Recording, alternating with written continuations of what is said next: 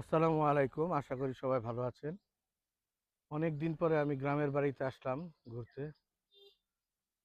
অনেক দিন হয়ে গেছে আসা হয় না, তাই আসলাম। তো আজকে আমি আসছি স্যার জগদীশ চন্দ্র বসুর বাড়িতে একটু ঘুরতে। তো ভাবলাম ব্যাপারটা আপনাদের সাথে একটু শেয়ার করি। চলেন ঘুরে ঘুরে দেখা যাক জগদীশ চন্দ্র বসুর বাড়ি। হ্যাঁ, ওনার এখানে একটা কমপ্লেক্সও আছে, দেখি আপনাদের সাথে সবকিছু শেয়ার করি।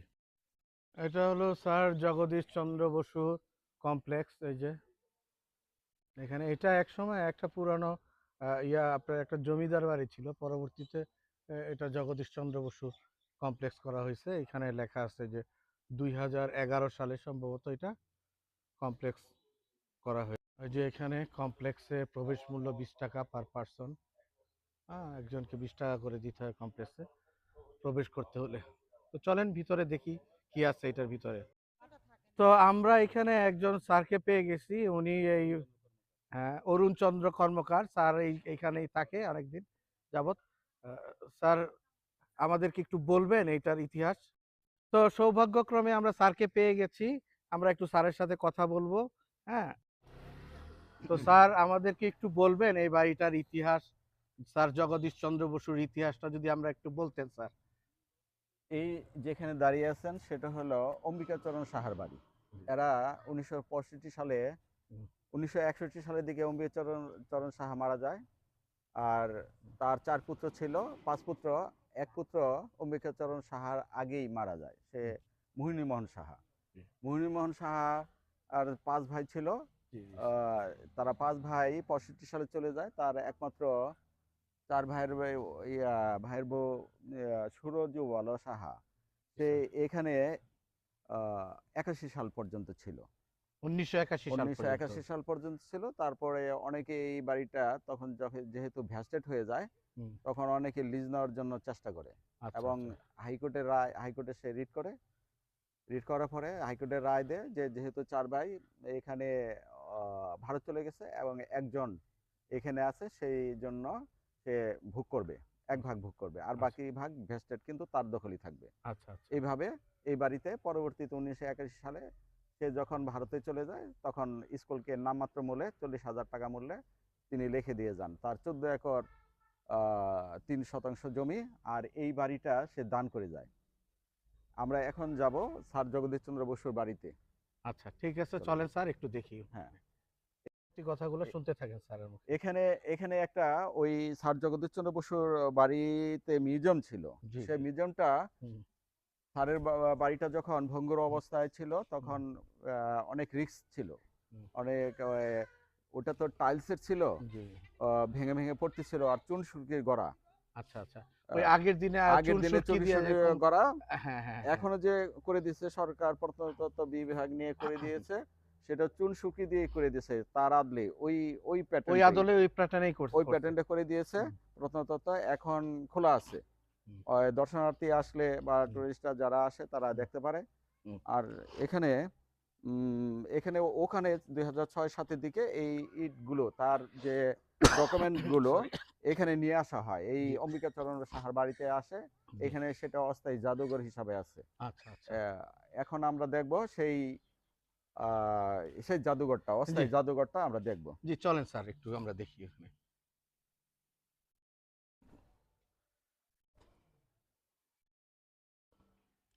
এখানে অস্থায়ী জাদুঘরটা করা হয়েছে, হ্যাঁ? ও, চলেন আমরা সেই জাদুঘরের ভিতরে ঢুকতেছি, আপনারা উপভোগ করেন। হ্যাঁ, চলেন ভিতরে যাই। স্যার আপনি আগে যান। ধরতে হবে। হ্যাঁ, না ধরতে হবে না, আমি যেতে পারবো।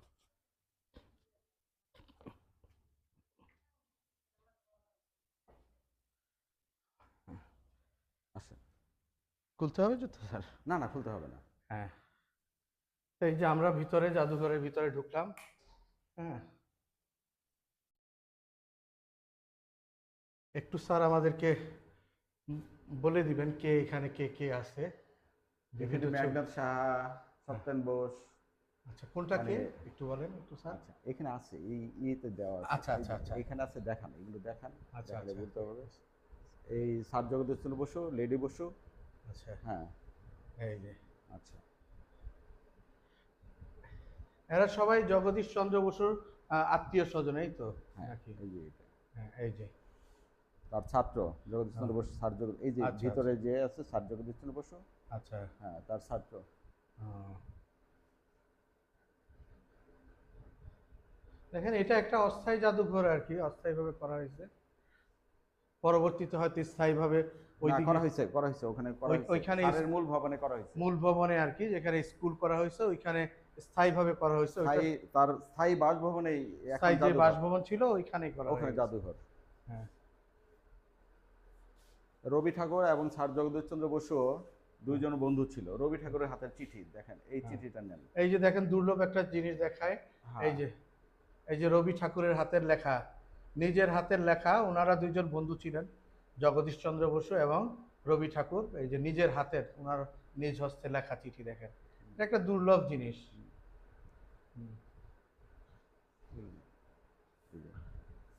স্যার জগদীশ চন্দ্র বসু 14টা বই লিখেছিলেন, এর মধ্যে 12টা হলো ইংলিশে আর 2টা অব্যক্ত এবং নির্দোষের কাহিনী, 2টা সে বাংলায় লিখেছে। বরঞ্চ অব্যক্ত বইটা ম্যাগাজিন আগে ছিল, পরে বই আকারে করা হয়েছে। এইগুলো দেখেন এখানে একটা ছবি দেখা যেতেছে। আচ্ছা, এইগুলো সব তার আবিষ্কার, আরো আরো অনেক কিছু আবিষ্কার আছে। এগুলা স্যার আবিষ্কার জগদীশ স্যারের, হ্যাঁ, বিভিন্ন স্যারের বিভিন্ন আবিষ্কার দেখেন আবিষ্কার, এখানে। হ্যাঁ। এই যে বিভিন্ন প্রকার আবিষ্কারের ছবি এখানে আছে, এগুলো এই যে। সে প্রথমত অবস্থায় জি। সে ডাক্তারি পড়ার উদ্দেশ্যে, হ্যাঁ। তার উদ্দেশ্য ছিল, তার বাবার ইচ্ছা ছিল যে ডাক্তারি পড়বে, জি কিন্তু সে আসামে গিয়ে তখন কালোজ্বর হয়। জি। কালোজ্বর হলে তখন আর সে ইংল্যান্ডে বিমানে গিয়ে তার ডাক্তারি পড়া হয়নি। হয় নাই। আচ্ছা। মানে তার ওয়াইফ 3rd ইয়ার পর্যন্ত পড়াশোনা করেছিল। তখন সেই সময়ে মাদ্রাজ গিয়ে পড়াশোনা করতে হতো। আচ্ছা। তারপরে আর পড়াশোনা হয়নি, তার বাবারও চাকরি চলে যায় এবং পরবর্তীতে দেখা যায় সে যে স্কুলে লেখাপড়া করে, Hare school, Saint Xavier's school, আচ্ছা। ছোট সময়ে এখানে বোধহয় হয়তো 4-5 পর্যন্ত পড়াশোনা করেছে, বা এই দেশ তখন ভারতবর্ষ ফরিদপুরে পড়াশোনা করেছে। হ্যাঁ। তখন এই আমাদের এখানে কিছু নাই। আচ্ছা। ফরিদপুরে তার হাতের একটা ঘড়ি, আচ্ছা। তার আছে না, তার তার হাতের ব্যবহার একটা হাতের ঘড়ি ঘড়ি দিয়ে আছে। গেছে, ব্যবহার একটা ঘড়ি আছে, তার পেপারস বা ডকুমেন্ট এখানে আছে। আর ওখানে এখানে তার বাবা প্রথম অবস্থায় ছিল হেডমাস্টার ময়মনসিংহ জেলা স্কুলের, পরবর্তীতে ডেপুটি ইয়ার ম্যাজিস্ট্রেট, পরে ম্যাজিস্ট্রেট হয়। আচ্ছা আচ্ছা। আর সে ওই সেন্ট জেভিয়ার্স স্কুল, পরে প্রেসিডেন্সি কলেজে লেখাপড়া করে। আচ্ছা আচ্ছা। ওখান থেকে সে ইংল্যান্ডে চলে যায়। ইংল্যান্ডে গিয়া পরে সেখানে পড়াশোনা করেছে, পড়াশোনা করে এসে আবার প্রেসিডেন্সি কলেজেই আচ্ছা। সে অধ্যাপনা অধ্যাপনা করে। করে। কিন্তু তখন তার বেতন, ইংরেজরা বেতন দিত তার অর্ধেক। আচ্ছা। সে রাগে মানে বেতন নেয় নাই 3 বছর। আর সেই সময় তার অনেক অর্থ কষ্ট হয়েছে। অর্থ সেই কষ্টে সময় পড়ে যায়। শুনছি যে যেখানে থাকতো, মানে আইসা প্রেসিডেন্ট কলেজ থেকে নদী পার হয়ে আরো অনেক দূরে নদীর ওই পারে সে থাকতো। তার ওয়াইফ নাকি নদী পার হয়ে সে তাকে দিয়ে যেত, আবার বিকেলে নিয়ে যেত। তার খুব 3 বছর খুব কষ্ট খুব হয়েছে। অর্থ কষ্ট হয়ে গেছে। আর এদিকে রবি ঠাকুর তাকে যথেষ্ট হেল্প করছে। আচ্ছা। ইংল্যান্ডে যখন গিয়েছে তখন দেখা যাইতেছে তার ছুটির দরকার, অর্থ দরকার। আর এই দেশে যে যেগুলো নিয়ে যেত, গাছপালা নিয়ে যেত, সেগুলো বা ওগুলো যে দেখাইতে পারতো না। আর দ্বিতীয়ত হলো যে বাঙালি যে বিজ্ঞানী, সে পরাধীন বিজ্ঞানী, তার ইংরেজরা স্বীকারই করতো না। আচ্ছা আচ্ছা। স্বীকারই করতো না যে বাঙালি আবার কিভাবে বিজ্ঞানী হয়। প্রথম 1888 সালে হার্টস নামে একজন বিজ্ঞানী, সে এটা মানে কিছুটা আবিষ্কার করে, যে মাইক্রোওয়েভ যে ধারণা, মাইক্রোওয়েভ তরঙ্গ যেটা, সে পরবর্তীতে সে 1895 সে পরবর্তীতে হার্টস মারা গেলে, যখন মারা যায় তখন স্যার জগদীশ চন্দ্র বসু এটা নিয়ে মানে গবেষণা শুরু করে। এবং 1895 সালে ওই মিউজিয়ামে আছে, সেই লেখাগুলো আছে।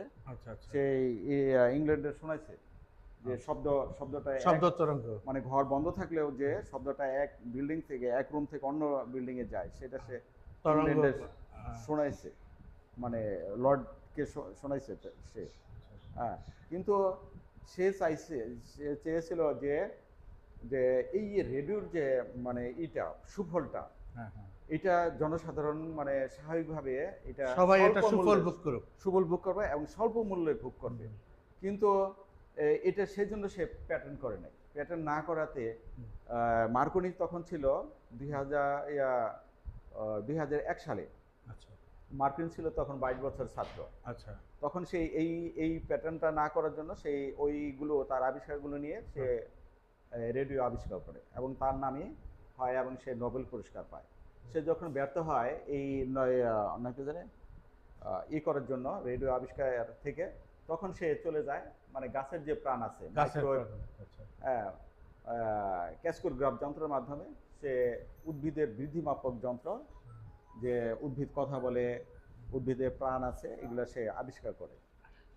এখানে সেটা না? হ্যাঁ, এই যে এই যন্ত্র আচ্ছা, এই যে যন্ত্রটা উদ্ভিদের প্রাণ আছে যে প্রাণ এটা আছে। দিয়ে। হ্যাঁ, হ্যাঁ, ক্যাসকোগ্রাফ আমরা ওখানে আরো দেখতে পারবো, ওখানে গেলে আরো দেখতে পারবো ক্যাসকোগ্রাফ যন্ত্র, ফটোগ্রাফি রেকর্ডার। আচ্ছা, দেখেন এগুলো। এই যে ওনার আবিষ্কৃত বিভিন্ন জিনিস এই যে এখানে দেখেন, এটা আসলে অকল্পনীয় আমাদের জন্য ওই সময়ে। হ্যাঁ, দেখেন অব্যক্ত বইটা যদি মানুষ পড়ে দেখে তাহলে বুঝবেন যে ভাষাগুলো, তার ভাষাগুলো কত সুন্দর, শ্রুতি মধুর। এটা এটা একটু দেখেন, ভূমিকাটা দেখেন কত সুন্দর।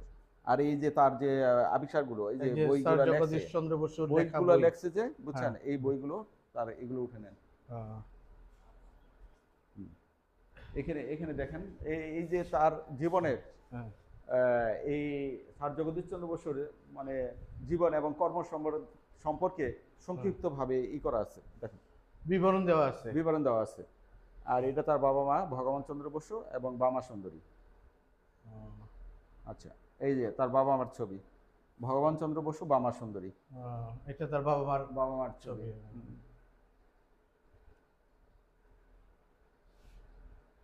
রেডিওর যে 11টা মূল জিনিস, এর মধ্যে 9টাই স্যার জগদীশ চন্দ্র বসুর আবিষ্কার করছে আবিষ্কার। উনি। এটা স্যার কিন্তু জগদীশ- ওনার প্যাটার্নটা না হওয়ার প্যাটার্নটা পরে হওয়ার পরে ওটা ওটা আর পাই ওরা নাই। ওরা করে ওরা ফেলছে আর করে কি। ফেলছে, ইতালির মার্কনি। ও, আচ্ছা, ঠিক আছে তাহলে okay sir. Sir Jagadish Chandra Basu তখন এটা কি একটা গ্রন্থ নাকি? তার লেখা, আচ্ছা বুঝলেন, আচ্ছা, আমি এটা অফ ইয়াতে দেখতেছি। খুবই দুইজন সুন্দর। বন্ধু ছিল স্যার জগদীশ। তো স্যার আমাদেরকে অনেক কিছু জানালেন আপনি, এই জন্য আপনাকে অনেক ধন্যবাদ। আপনাকে অসংখ্য ধন্যবাদ। আপনি এখানে কষ্ট করে আসছেন স্যার জগদীশ চন্দ্র বসু বাড়িতে, হ্যাঁ, এই জন্য আমাদের প্রতিষ্ঠানের পক্ষ থেকে আপনাকে এবং আপনার পরিবারকে ধন্যবাদ জানাচ্ছি। ধন্যবাদ স্যার, দেখা হবে আবার আসসালামু আলাইকুম। ইনশাআল্লাহ। আমরা এখন আসছি হলো গিয়া স্যার জগদীশ চন্দ্র বসুর মূল বাড়ি, যেটা আর কি এই যে চন্দ্র বসু ইনস্টিটিউট এবং ও কলেজ, এখন এখানে কলেজ হয়েছে। হ্যাঁ, এই যে এখানে আমরা একটু ভিতরে যাব এখন। এ হলো স্যার জগদীশ চন্দ্র বসুর মূল বাড়ি এখানে। হ্যাঁ, ওইখানে ওই যে স্যারের একটা স্ট্যাচুও দেখা যাচ্ছে এখানে। হ্যাঁ, এটা এখন কলেজ এবং কমপ্লেক্স হয়ে গেছে। এই দেখেন, খুবই সুন্দর একটা জায়গা। তো আমরা এখন আসি হলো গিয়া স্যার জগদীশ চন্দ্র বসুর মূল বাড়িতে। হ্যাঁ, যেটা তার মূল ভিটা বাড়ি এখানে। হ্যাঁ, এখানে একটা এই যে বিভিন্ন রকম এই যে মিউজিয়াম তৈরি করা হয়েছে, এখানেও বিভিন্ন ছবি দেখা যাচ্ছে এখানে। হ্যাঁ, এই যে দেখেন।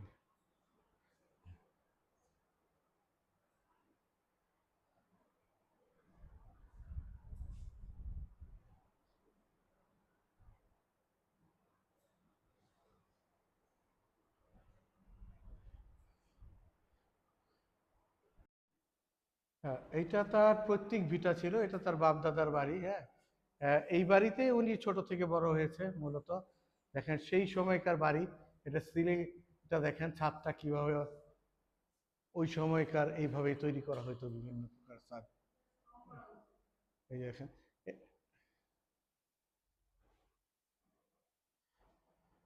এটাকে পরবর্তীতে এখন একটু সংস্কার করা হয়েছে, একেবারে অবস্থা খারাপ। এই বাড়িটা সরকার পরবর্তীতে সংস্কার করছে, কিন্তু সংস্কার কাজটা সে আগের আদলে যে চুন সুরকি দিয়ে যেভাবে বাড়িঘর তৈরি করা হতো, হ্যাঁ, আগের দিনের ওইভাবেই তারা আবার এটাকে সংস্কার করছে। হ্যাঁ, খুবই সুন্দর। আজ থেকে প্রায় 200-300 বছর আগের, 300 বছর হয়ে যাবে বোধহয়। যে বাড়িটা, এই যে দেখেন, এই যে ওনার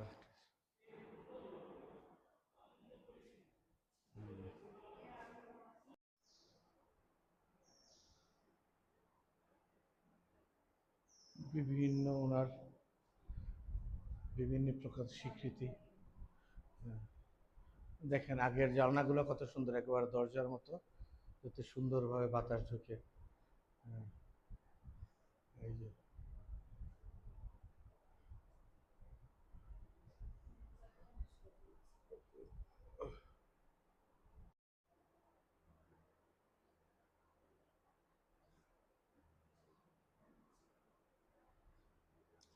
দেখেন,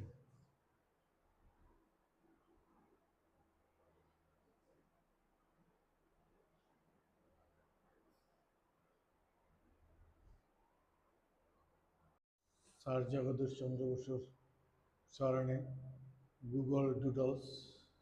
এই যে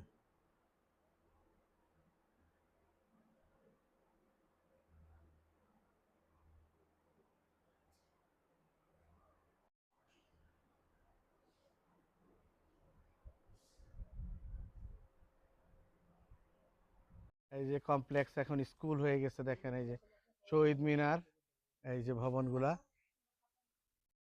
এই যে এই যে ভবন।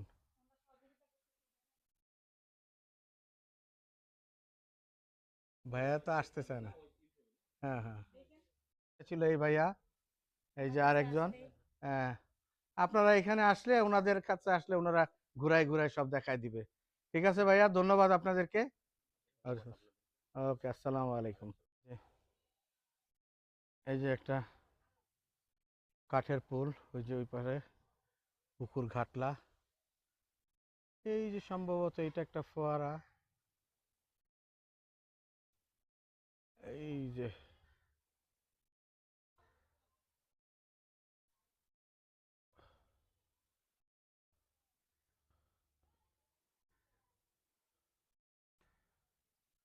এখানে এই যে দেখেন একটা কাঠের পুল, সাঁকো না, এটা পুলই বলা চলে, খুবই সুন্দর। ওই যে এখানে একটা বোধহয় ঝর্ণার মতো বানানো হয়েছে, ঠিক এটার আকৃতি দেখে বোঝা যাচ্ছে ঝর্ণার মতো, আমি ঠিক বলতে পারি না, সম্ভবত ঝর্ণাই হবে। এই যে এই যে ঝর্ণা।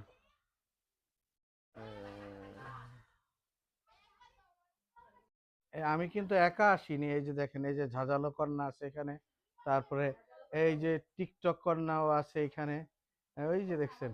দেখছেন?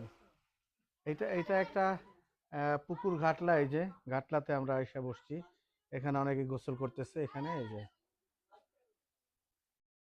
দারুণ, আবারও ইচ্ছা করতেছে এখানে পুকুরে যদি গোসল করতে পারতাম, খুবই ভালো লাগতো। এই যে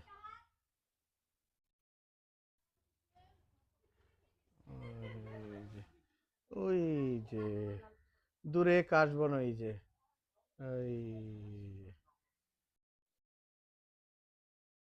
ওই যে রমণীরা আসা শুরু করছে, ওই যে হুম,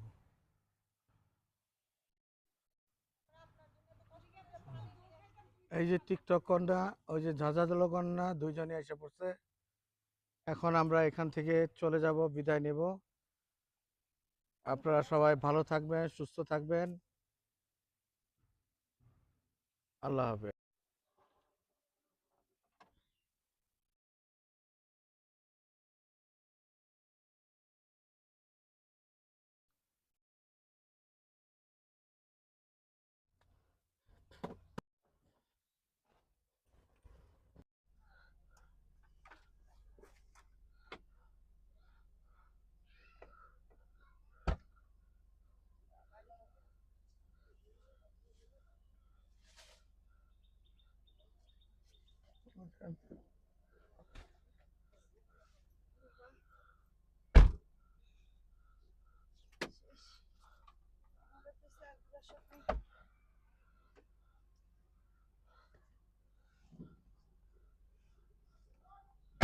এই যে এই দেখেন, এই যে রমণী দেখা যায়, রমণী।